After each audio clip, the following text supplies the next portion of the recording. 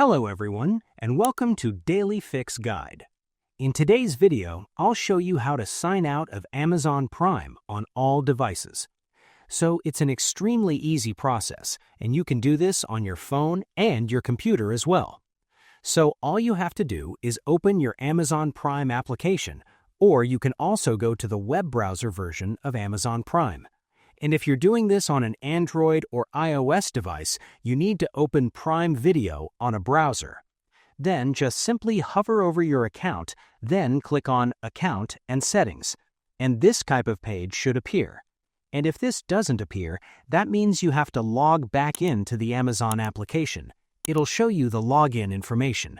Simply enter your email address and the password, and you will be on this page. Now, once you're on this page, all you have to do is simply click on Devices, and after that, it will show you all the logged-in devices right over here. And now, all you do is simply click on Sign Out on the devices that you want.